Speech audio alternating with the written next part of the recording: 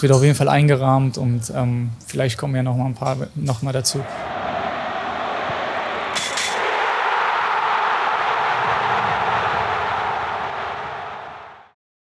Der BVB gewinnt auch das 8. Spiel im Jahr 2023 und schließt auf zur Tabellenspitze der Fußball-Bundesliga. Unsere Handballdamen sind vor Rekordkulisse in den Westfalenhallen erfolgreich. Über all das wollen wir sprechen in unserem Spieltagsrückblick, zu dem ich euch herzlich begrüße.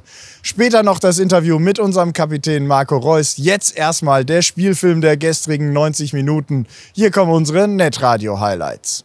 Guter Ball von Brandt auf Reus. Reus läuft Richtung Tor. Verdeckt, da war Adeyemi mit der Hacke. Ein spektakuläres Tor von Karim Adeyemi bringt den BVB mit 1:0 in Führung. Adeyemi passt in die Mitte. Tor! Tor! Donny Malen! Donny Malen! Donny Malen! Marco Reus. Tor! Ja! Marco Reus knallt den Ball über die Mauer in den Winkel zum 3:1. Jamie Bino Gittens. Brandt. Tor! Tor! Julian Brandt zum 4:1. Am Ende steht also ein deutliches 4:1 und doch war es eher ein Erfolg aus der Kategorie Arbeitssieg. Vielleicht ja auch ganz passend zu den Kohle- und Stahl-Sondertrikots, die gestern getragen wurden. Wie das Fazit unseres Cheftrainers Edin Terzic ausfällt und wie seine erste Prognose zur Ausfallzeit von Karim Adeyemi ist, das schauen wir uns jetzt mal an. Und dann war es in den ersten 15 Minuten nicht so gut von uns, hatten dann viele unnötige Ballverluste im Zentrum, wo wir uns nicht so unterstützt haben, dass wir dem Spieler am Ball mehrere Optionen gegeben haben. Das hat uns dann nicht gefallen, haben dann so im Spielaufbau ein bisschen umgestellt und dann eher so zu dritt aufgebaut mit einem zusätzlichen Spieler im Zentrum.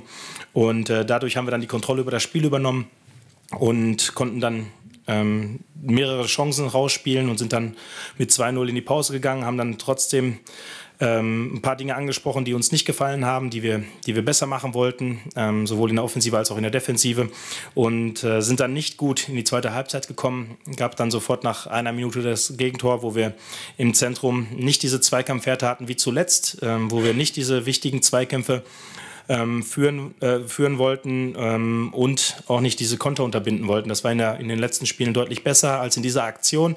Trotzdem haben wir uns dann einmal kurz geschüttelt, sind dann ganz schnell wieder ins Spiel gekommen, haben dann hinterher insgesamt 4 Tore erzielt, auf komplett unterschiedliche Art und Weise. Das war dann halt richtig gut. Es war wichtig, dass wir heute das Spiel gewinnen. Es war meiner Meinung nach auch ein verdienter Sieg. Ja, Karim war in den Minuten, wo er auf dem Platz stand, extrem wichtig für uns, das hat man gemerkt. Hat ja nicht nur das Tor erzielt, sondern dann auch mit dieser Aktion den Assist zum 2:0 erspielt. Hat sich dann aber, bevor er diesen Pass gespielt hat, einmal hinten an den Oberschenkel gefasst. Ja, wir müssen jetzt abwarten. Wir werden ihn heute Abend und dann morgen früh nochmal untersuchen und dann erst können wir eine genaue Diagnose bekannt geben. Aber jetzt aktuell sieht es so aus, wie wenn er uns natürlich jetzt erstmal ein bisschen ausfallen wird. Wir hoffen einfach, dass er schnell zurückkommt und dass er dann anknüpfen kann an der Form, in der er jetzt gerade ist. Wir hoffen natürlich, dass Karim schnell wieder fit wird. Über sein Tor, seine Entwicklung in diesem Jahr und das gestrige Spiel insgesamt habe ich gerade mit unserem Kapitän gesprochen. Hier kommt das Interview mit Marco Reus. Marco, 4:1 am Ende. Ich habe mit den Kollegen gesprochen, die waren nicht so wirklich zufrieden mit der Leistung. Du als Kapitän, wie zufrieden bist du denn mit der mannschaftlichen Geschlossenheit, dass es am Ende trotzdem zu einem 4:1 reicht? Ja, grundsätzlich, klar, haben wir uns natürlich vorgenommen, die Ausrutscher, die sich da oben ergeben haben, zu nutzen.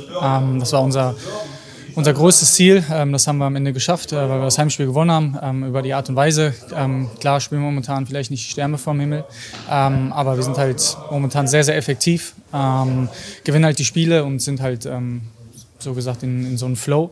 Klar geht spielerisch schon immer besser. Vor allem kommen wir wieder aus der Halbzeit, kriegen halt wieder ein unnötiges Gegentor. Damit bringt es natürlich Hertha wieder komplett mit ins Spiel zurück. Und ja, grundsätzlich haben wir dann versucht, vernünftigen Aufbau zu finden, haben es relativ wenig geschafft, wirklich strukturiert in den Positionen auch zu bleiben, um dann auch vernünftigen Fußball zu spielen. Momentan ist einfach jedes Spiel hart erkämpft.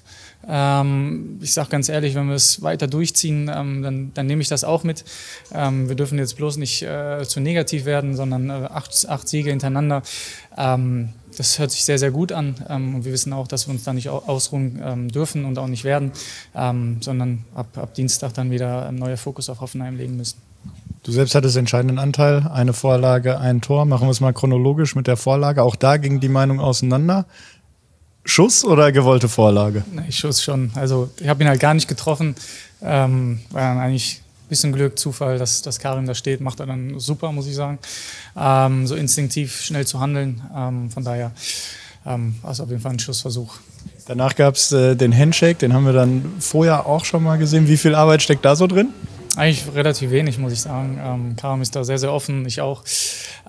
Guter Junge. Ich hoffe jetzt, dass es nicht so allzu schlimm ist mit seinem Oberschenkel, weil er jetzt in den letzten Wochen uns sehr, sehr viel gegeben hat. Und ja. Du hast die letzten Wochen bei Karim angesprochen.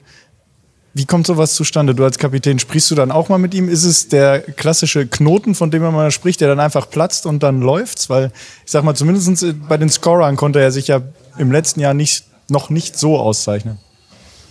Ja, ich glaube, das, was ihm natürlich ein bisschen gefehlt hat, ist natürlich Glücksmomente wie ein Tor oder ein Assist oder einfach ein gutes Spiel, um einfach die Truppe kennenzulernen, sein Spiel einfach kennenzulernen, auf unser Niveau zu bringen. Und da hat er vielleicht ein bisschen gebraucht, aber ich habe sehr, sehr viel mit ihm auch gesprochen und er ist ein sehr intelligenter Junge, der das ganz gut einschätzen kann. Und ja, ich glaube, dass er seinen Flow gefunden hat. Ich hoffe jetzt, wie gesagt, dass er den jetzt auch nicht verliert und dass er uns nicht allzu lange ausfällt. Kommen wir zu deinem Treffer. Weißt du noch, wann du dein letztes direktes Freistoßtor gemacht hast? Im Spiel habe ich mir selber gesagt, ich glaube, gefühlt, keine Ahnung, 4, 5, 6 Jahre, so fühlt sich das an. Hatte dazwischen schon ein paar Situationen, wo es hätte klingeln können. Von daher endlich mal wieder. Es war der 34. Spieltag 2021 gegen Leverkusen hier. Ja, okay. Ja, der war nicht ganz so schön. Da erinnere ich mich noch. Von daher nehme ich natürlich gerne mit. Ich habe da gesehen, kurz vor dem Freistoß hat Schlotti unseren Teil der Mauer, sag ich mal, noch dirigiert. Hat dir das geholfen oder war das eigentlich nur mehr zur Irritation des Gegners? Nee, ist schon wichtig, dass er als Linksfuß da steht, weil der Torhüter sonst sicher weiß, dass ein Rechtsfuß schießt. Wichtig war, glaube ich, auch Jude und Emre, die die Position, die Blickrichtung vom Torwart auch noch ein bisschen behindert haben. Das sind alles so Kleinigkeiten, die wir natürlich ansprechen und ja, die es dann natürlich den Torhüter schwieriger macht, den Ball einzuschätzen zu können. Und ja, habe ihn relativ früh gemerkt, dass ich ihn gut getroffen habe und ja, wichtig war, dass er einfach über die Mauer kommt und so ist passiert. Jetzt ist es mal keine englische Woche. Ihr habt eine Woche Zeit bis Hoffenheim. Da, ehrlich gesagt, hat der BVB jetzt nicht immer geglänzt in Hoffenheim. Was werdet ihr in dieser Woche machen, damit es dann im besten Fall der 9. Sieg im 9. Spiel wird? Weiter hart arbeiten. Ich glaube, dass man das merkt, dass wir uns nicht darauf ausruhen und denken, okay, nur weil wir jetzt 6, 7, 8 Spiele hintereinander gewonnen haben, dass es von alleine geht, sondern jedes Spiel ist harte Arbeit. In Hoffenheim, wie du schon gesagt hast, haben uns immer sehr, sehr schwer getan, stecken unten drin. Sie werden alles reinhauen und uns ist einfach wichtig, stabil zu bleiben, unser Spiel durchzuziehen und ja, mit der mannschaftlichen Geschlossenheit, die wir in den letzten Wochen an den Tag gelegt haben, hoffentlich die Siegesserie weiterführen, fortzukönnen. Abschließende Frage, du hast schon einige Sondertrikots beim BVB mitgemacht. Wo steht das so in deinem Ranking, in dem ihr heute gespielt habt? Auch ganz oben natürlich, also ist immer was Besonderes, so in ganz schwarz, so ist. Es gibt halt sonst eigentlich sehr, sehr selten. Was wir mitbekommen haben, war unglaublich, die Begeisterung von den Verkäufen her. Ja, es wird auf jeden Fall eingerahmt und vielleicht kommen ja noch mal ein paar noch mal dazu. Damit machen wir den Deckel drauf auf das Spiel der Profis gegen die Hertha, sind aber noch nicht am Ende, denn wie eingangs schon erwähnt, haben unsere Handballdamen gestern vor einer Rekordkulisse in der Westfalenhalle gespielt. Mit den besten Eindrücken dieses berauschenden Handballfestes verabschieden wir uns aus Dortmund, wünschen euch noch einen schönen Rosenmontag und bleibt gesund.